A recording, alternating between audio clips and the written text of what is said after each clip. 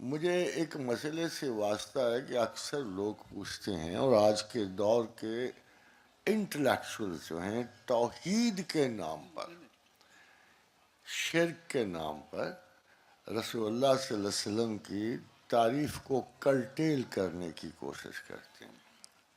ان کا خیال یہ ہے کہ ہم شان رسول میں مبالغہ کرتے ہیں، مگر خواتین و حضرات پتہ تو تب چلے کہ اس مقام رسول کیا ہے تو تبھی مبالغے کا تعین ہوتا ہے۔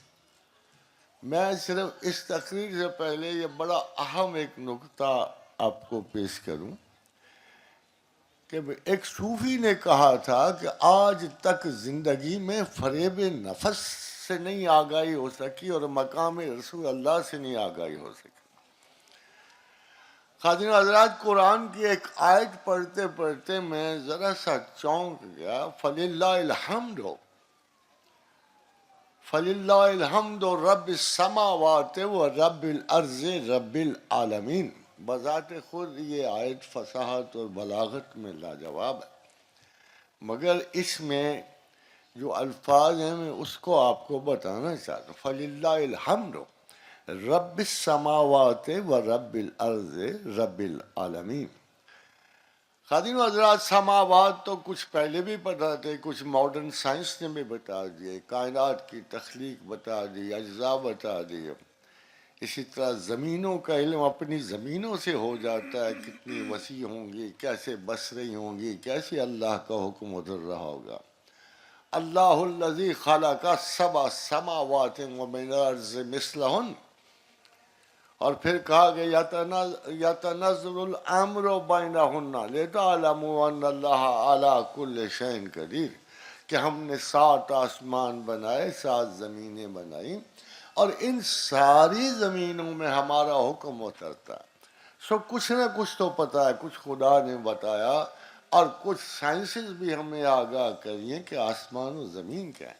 مگر خواتین و حضرات، عالمین پہ آ کے میرا کچھ رک گیا، پورے کا پورا جو تجویز کردہ انکشاف تھے وہ سارے رک گئے کہ عالمین کیا ہے۔ تو پروردگار عالم کے رسول مبارک نے ایک شخص کو تعویل قرآن کی دعا دی تھی، وہ سیدنا حضرت عبداللہ ابن عباس رضی اللہ تعالی۔ تو میں نے کہا چلو ان سے پوچھتے ہیں کیا ہے عالمین کیا ہے۔ اس کی مین وجہ یہ تھی خواتین و حضرات کہ میں چاہتا تھا کہ میں ذرا رحمت العالمین میں جو عالمین ہے اس کا سٹیٹس جان سکوں۔ تو جب میں نے ان کی وضاحت پڑھی تو میں آپ کی نظر کرتا ہوں۔ ابن عباس نے کہا 7 آسمان، 7 زمین وَبَيْنَهُمَا، اور جو ان کے درمیان ہے، اور وہ جسے ہم جانتے ہیں اور وہ جسے ہم نہیں جانتے۔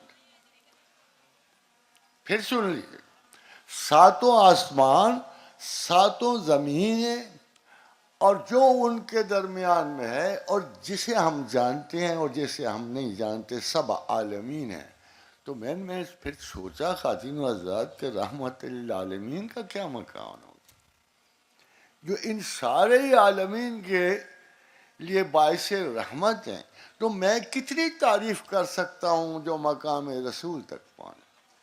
میرا تو صرف ایک ہی خیال ہے کہ زبان، جیسے بڑی پرانی بات ہے کہ پلائٹانس آف ایجپٹ نے کہا تھا کہ خدا کی تعریف میں اور ہمارے درمیان ایک ہرڈل حائل ہے۔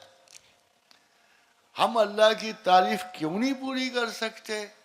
ایک مشکل کی وجہ سے، وہ مشکل زبان ہے۔ ہماری زبانیں محدود ہیں، ہم مقتور بر خدا کی تعریف کر سکتے ہیں، اور یہی مسئلہ حائل ہے محمد رسول اللہ کی تعریف میں۔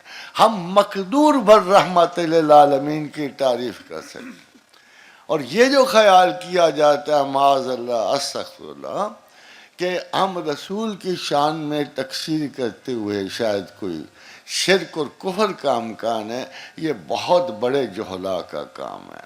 ایک فرق ہم سب کو واضح ہے کہ خدا ایک ہے، اور رسول اللہ بھی ایک ہی ہیں، خاتم المرسلین بھی ایک ہی ہیں، رحمت للعالمین بھی ایک ہی ہیں، اور یہ بندہ جانے اور اس کا مالک بعد از خدا بزرگ توئی، قصہ مختصر۔